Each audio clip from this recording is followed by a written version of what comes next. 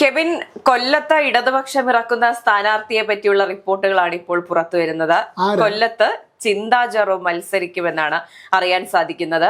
UDF-ൽ നിന്ന് മത്സരിക്കുന്നത് വിഷ്ണു സുനിൽ പന്തളമാണ്. അപ്പോൾ അവിടെ ഒരു വാശിയേറിയ പോരാട്ടത്തിനൊടുവിൽ ആരായിരിക്കും അവിടെ വിജയിക്കുക? നോക്കൂ, കൊല്ലം എന്ന് പറയുന്നത് കമ്മ്യൂണിസ്റ്റ് പാർട്ടികളുടെ ഈറ്റില്ലമാണ്. നമ്മൾക്കറിയാവുന്നത് പോലെ തന്നെ ഒരുപാട് കമ്മ്യൂണിസ്റ്റ് പാർട്ടികൾ, അതേപോലെ RSP ആയാലും RSPയുടെ തന്നെ രണ്ട് തട്ടിലായിട്ട് ഉള്ള സംഘടനാ പ്രവർത്തനം, CPI ഉണ്ട്, CPM ഉണ്ട്. CPM-ന് എക്കാലത്തും CPIക്ക് എക്കാലത്തും വേരോട്ടമുള്ള ഒരു മണ്ഡലമാണ് കൊല്ലം ജില്ല, അല്ലെങ്കിൽ കൊല്ലം മണ്ഡലം എന്ന് പറയുന്നത്. കൊല്ലം ജില്ലയിലെ ഒരു മണൽത്തരികളോട് ചോദിച്ചാൽ പോലും അറിയാം, ഈ കൊല്ലം, ഞാൻ മുൻകാലങ്ങളിൽ പറഞ്ഞ പോലെ ഈ കൊല്ലം എന്ന് പറയുന്നത് ചെഞ്ചുവപ്പണിഞ്ഞ മണ്ണാണ്. പക്ഷേ കഴിഞ്ഞ തദ്ദേശ തിരഞ്ഞെടുപ്പ് കഴിഞ്ഞതോടുകൂടി ആ കൊല്ലത്തിന് ഒരു ത്രിവർണം കലർന്നോ എന്നുള്ളൊരു ആശങ്ക അവിടുത്തെ CPM കലർന്നു എന്നുള്ള ആശങ്കയല്ല, അത് കലർന്നു കഴിഞ്ഞു. കാരണം തദ്ദേശ തെരഞ്ഞെടുപ്പിൽ കണ്ടിരുന്നു, ഇപ്പോൾ കണ്ണൂര് പോലെ ചെഞ്ചുകപ്പ് മണ്ണാണ് കൊല്ലം എന്ന് പറഞ്ഞുവെങ്കിലും വലിയൊരു വീഴ്ച സംഭവിച്ചു. ഇപ്പോൾ ഇടതുപക്ഷത്ത് നിന്ന് എല്ലാവരും പ്രവചിച്ചിരുന്നത് കൊല്ലം പിടിക്കാൻ സാധിക്കും, അതുപോലെ തന്നെ കണ്ണൂര് പിടിക്കാൻ സാധിക്കും. അങ്ങനെ കുറച്ചധികം സ്ഥലങ്ങൾ ഹിറ്റ് ലിസ്റ്റിൽ ഇട്ടിരുന്നുവെങ്കിലും അവിടെയെല്ലാം പാളിപ്പോയ കാഴ്ചകൾ നമ്മൾ കണ്ടിരുന്നു. ഇപ്പോഴത്തെ സാഹചര്യത്തിൽ കൊല്ലത്ത് UDF-ന് ശക്തമായ വേരോട്ടമുണ്ട്. ആ സാഹചര്യത്തിൽ കൂടിയാണ് നമ്മൾ സംസാരിക്കുന്നത്. തീർച്ചയായും കൊല്ലം കോർപ്പറേഷൻ കുറേ നാൾക്ക് ശേഷം ഹഫീസിനെ പോലെ ഒരു മുതിർന്ന കോൺഗ്രസ് നേതാവ് വഴി, INTUS നേതാവ് വഴി കോൺഗ്രസിലേക്ക് അടുപ്പിക്കാൻ സാധിച്ചു എന്നുള്ളത് ഏറെ പ്രശംസനീയമാണ്. പക്ഷേ ഈ കാറ്റ് ഇതേപോലെ തന്നെ കൊല്ലത്ത് നിർത്താൻ സാധിക്കുമോ? കൊല്ലത്ത് എന്തായാലും കൊല്ലം മണ്ഡലത്തെ സംബന്ധിക്കുക, കൊല്ലം കോർപ്പറേഷൻ ഉൾപ്പെടുന്ന കൊല്ലം മണ്ഡലത്തെ സംബന്ധിച്ച് നോക്കുകയാണെങ്കിൽ വരാൻ പോകുന്ന തിരഞ്ഞെടുപ്പിൽ ഇപ്പോഴത്തെ നിലവിലെ MLA-യും നമ്മുടെ എല്ലാം നമുക്കെല്ലാവർക്കും അറിയാവുന്ന മുകേഷിന് ഇനി സീറ്റ് നൽകില്ല എന്നാണ് CPM തീരുമാനിച്ചിരിക്കുന്നത്. അത്രയ്ക്ക് ബഹുഖേമമായിരുന്നു കഴിഞ്ഞ കാലങ്ങളിലെ അദ്ദേഹത്തിന്റെ പ്രവർത്തനവും. പിന്നെ ലോക്സഭയിൽ മത്സരിച്ച് അതെ, ഞാനൊക്കെ ആ സമയത്ത് മാധ്യമപ്രവർത്തനത്തിന്റെ ഭാഗമായി അദ്ദേഹം ഇന്റർവ്യൂ എടുക്കാനൊക്കെ പോയിട്ട് അതെ 15-8-4 വരെയൊക്കെ അദ്ദേഹം ജയിച്ചു നിന്നിരുന്നു.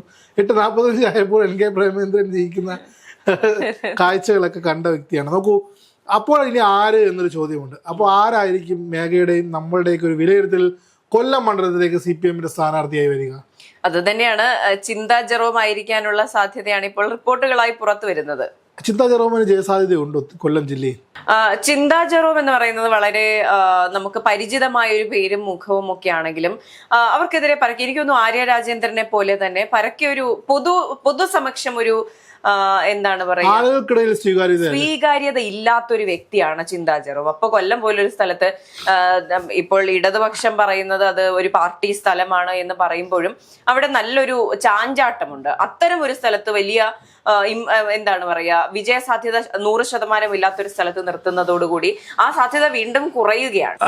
കഴിഞ്ഞ മന്ത്രിസഭ അവസാനിക്കുന്ന കാലഘട്ടത്തിൽ കുണ്ടറയിൽ മേഴ്സിക്കുട്ടിയമ്മ, മുൻ ഫിഷറീസ് വകുപ്പ് മന്ത്രി, മാറുന്ന സാഹചര്യത്തിൽ കുണ്ടറയിലേക്ക് സജീവമായി പരിഗണിച്ചിരുന്ന ഒരു പേര് കൂടിയായിരുന്നു ചിന്താ ജെറോം എന്നുള്ളത്. അവിടേക്കാണ് ആരും മത്സരിക്കാനില്ലാതെ വരികയും ഒരു CPM-ന്റെ അതിപ്രസരമുള്ള സ്ഥലമാണെന്ന് പറയുകയും PC വിശ്വനാഥ് വന്ന് ക്യാമ്പ് ചെയ്ത് മണ്ഡലം കൊണ്ടുപോകുന്ന കാഴ്ചകൾ കണ്ടിരുന്നു. അതിനുശേഷം ഇനിയിപ്പോൾ ഒരു പുതിയ പരീക്ഷണം നടത്തുകയാണെങ്കിൽ കൊല്ലം ജില്ലയ്ക്കകത്ത് CPM-ൽ നിന്ന് എടുത്തു കാട്ടാൻ പറ്റുന്ന ഒരു യുവ പ്രതിഭ, അല്ലെങ്കിൽ യുവ എന്താണ് രാഷ്ട്രീയ നേതാവ് എന്ന് പറയുന്നത്, കൊല്ലത്ത് പരീക്ഷിക്കാൻ കഴിയുന്നൊരു നേതാവ് എന്ന് പറയുന്നത് ചിന്താ ജെറോമാണ്.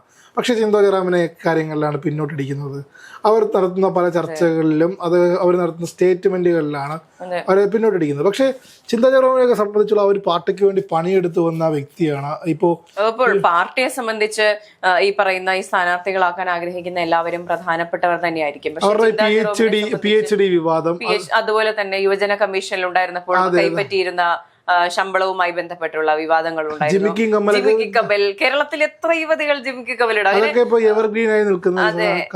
അത്തരത്തിലുള്ള കുറെ ഒരു നെഗറ്റീവ് പബ്ലിസിറ്റി ലെവലിലേക്ക് കാര്യങ്ങൾ പോയിരുന്നു. കൊല്ലം ജില്ലാ ആശുപത്രിയെ സംബന്ധിച്ച് ഇവിടെ മരുന്നുകളുടെ ലഭ്യത കുറവിനെ പറ്റി ചോദിച്ചപ്പോൾ ചാനൽ ചർച്ചയിലാണോ ഏതോ ഒരു പരിപാടിയിൽ ഇവിടെ നമ്മൾ പൊതിച്ചോറ് കൊടുക്കുന്നുണ്ടെന്ന് പറഞ്ഞതിനെ ടാക്കിൾ ചെയ്യാൻ ശ്രമിച്ചതൊക്കെ വലിയ അതെ, എന്ത് ട്രോൾ മെറ്റീരിയലായി മാറി. അതെ, എന്ത് ചെയ്തു എന്ന് പ്രൊമോട്ട് ചെയ്യാൻ കഴിയാത്തൊരു തരത്തിലേക്ക് അവർ പോയിരുന്നു.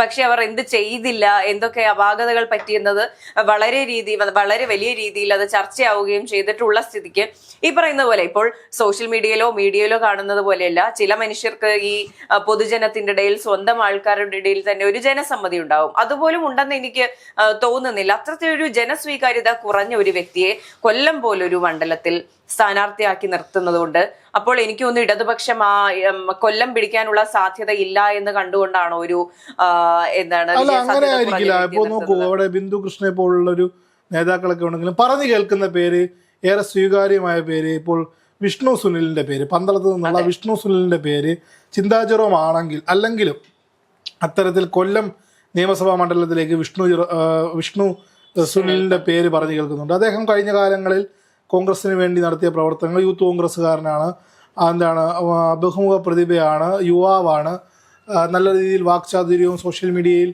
കാര്യങ്ങൾ കൈകാര്യം ചെയ്യുന്ന, പാർട്ടിയെ ഡിഫെൻഡ് ചെയ്യുന്ന അതെ, കഴിഞ്ഞ ദിവസം വർഷങ്ങൾക്ക് മുൻപ് എം സ്വരാജ് നടത്തിയ പ്രസംഗവുമായി ബന്ധപ്പെട്ട് കേസ് ഫയൽ ചെയ്തത് വിഷ്ണു സുനിൽ പന്തളമായിരുന്നു. അത് നമ്മൾ കഴിഞ്ഞ ദിവസങ്ങളിൽ നേഷൻ ഫസ്റ്റിൽ ചർച്ച ചെയ്തിട്ടുണ്ടായിരുന്നു. അയ്യപ്പനെ കെട്ടിച്ചുവിട്ട എം സ്വരാജിന്റെ പ്രസംഗം എന്ന് പറഞ്ഞ രീതി അതിനെതിരെ കോടതി കേസെടുക്കുന്ന സാഹചര്യം, കോടതി അത് അന്വേഷിച്ച് റിപ്പോർട്ട് നൽകാൻ ആവശ്യപ്പെട്ടിട്ടുണ്ട്. അപ്പോൾ അത്തരത്തിൽ സാമൂഹ്യ ഇടപെടലുകൾ നടത്തുന്നുണ്ട്. ഇപ്പുറത്തെ നമ്മൾ കമ്പയർ ചെയ്ത് നോക്കുകയാണെങ്കിൽ ഒരു നെഗറ്റീവ് ഷെയ്ഡ് വന്നിട്ടില്ലാത്ത ഒരു പ്രതിഭയാണ്. ബിജെപിയുടെ സ്ഥാനാർത്ഥിയും ശക്തമായ സ്ഥാനാർത്ഥിയായിരിക്കും. ഗോപനാഥനെ പോലുള്ള ഒരാളാണ് മത്സരിക്കാൻ വേണ്ടി കൃത്യമായി അവിടെ സംഘടനയുള്ള ഒരു ജില്ലയാണ് കൊല്ലം. അപ്പോൾ ആ വോട്ടുകളും അവിടെ നിർണായകമാകും. അപ്പോൾ കൊല്ലത്തെ ചിത്രം തെളിയുകയാണെങ്കിൽ സാധ്യത ഇങ്ങനെയാണ്: ചിന്താ ജെറോം, അതേപോലെ വിഷ്ണു സുനിൽ, ഗോപകുമാർ, ഇവർ മൂന്നുപേരെയായിരിക്കും വരാൻ സാധ്യത. വിഷ്ണുവിനെ അക്കോമഡേറ്റ് ചെയ്യണമെന്ന് ഒരു കൂട്ടം ആൾക്കാർ ആവശ്യപ്പെടുന്നുണ്ട്. അദ്ദേഹം അതിനുള്ള കാലിബർ ഉള്ള ആളാണ്, പ്രാസംഗികനാണ്. അതേപോലെ തന്നെ എല്ലാ മേഖലയിലും കോൺഗ്രസിന് വേണ്ടി പണിയെടുത്ത, രണ്ടാം നിരയെന്ന് പറയാൻ പറ്റില്ല, രണ്ടാം നിരയേക്കാളും മൂന്നാം നിരയിൽപ്പെട്ട ശക്തനായ ഒരു നേതാവ് കൂടിയാണ്. എന്തായാലും അപ്പോൾ ശരിക്കും കൊല്ലത്തെ സംബന്ധിച്ചിപ്പോൾ നമ്മൾ ആദ്യം കെബിൻ പറഞ്ഞതുപോലെ ചെഞ്ചുകപ്പ് മണ്ണാണ് എന്ന് പറഞ്ഞാൽ പോലും അവിടെ നല്ലൊരു ഫൈറ്റ് തന്നെയാണ് നടക്കാൻ പോകുന്നത്. അത് കൊല്ലം ഇസ് നോ മോർ റെഡ് എന്ന് വേണമെങ്കിൽ പറയേണ്ടി വരും. അവിടെയും ഇടതുപക്ഷത്തിനും അതുപോലെ തന്നെ UDF-നും ശക്തമായ വേരോട്ടമുണ്ട്. അവിടെ വലിയൊരു ഫൈറ്റ് തന്നെയായിരിക്കും ഇവർ തമ്മിൽ നടക്കാൻ പോകുന്നത്.